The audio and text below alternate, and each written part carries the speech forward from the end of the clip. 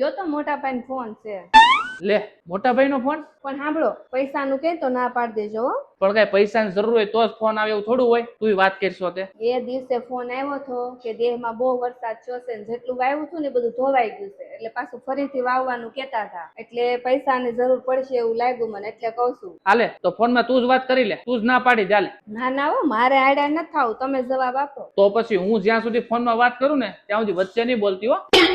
હાલો મોટા ભાઈ. હા કેવોક છે ગામડે વરસાદ? હા હું ન્યૂઝ જોયા ને મેં. બહુ ગામડે વરસાદ છે. કેવું નુકસાન થયું છે? બધો પાક ધોવાઈ ગયો? કાંઈ વાંધો નહીં, તમે બિલકુલ મુંજાતા નહીં. હા પૈસાની જરૂર છે એમને? કેટલા? 20,000. સારું હાલો જો હું ખાતામાં નાખી દઉં છું અને બીજા વધારે જરૂર હોય ને તો તમે તારે અચકાયા વગેરે મને ફોન કરી દેજો. હા સારું હો. અરે હા કાંઈ ઉપાધિ નહીં કરતા. મેં તમને ના પાડી હતી તો એવું કામ ખાતામાં પૈસા નાખ્યા આપણું કરો ને. એ દેહમાં ભારે વરસાદને લીધે છે ને બહુ નુકસાન થયું છે અને મારો ભાઈ અત્યારે મુશ્કેલીમાં છે. જયારે આપણે જરૂર હતી ને ત્યારે મારો ભાઈ હર વખતે ઉભો રહ્યો છે એટલે એને જરૂર છે ને એટલે હું એને મદદ કરવાનો જ સૌ. એ અહીંયા છોકરાઓના રેનકોટ લેવાના પૈસા મને નથી આપતા. 20,000 નાખી દીધા ખાતામાં પર બારા. એ બધું તમારે થોડું ગોદવી લેવાનું હું અને યાદ રાખી લેજે મારા ભાઈને જયારે જયારે જરૂર હશે ને એટલે હું એને મદદ કરે.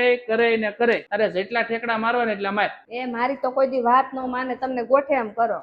હું તને કોઈ દી પૂછવા નહીં આવું અને આજે પૂછ્યું અને હું મદદ કરી હશે. જો મિત્રો ભાઈઓ કે એમ કરીએ ને તો ભાઈઓનું સંગઠન તૂટે ને તૂટે. વાત જો મારી હાંસી લાગે ને તો વિડીયોને લાઈક ને શેર કરવાનું ભૂલતા નહીં.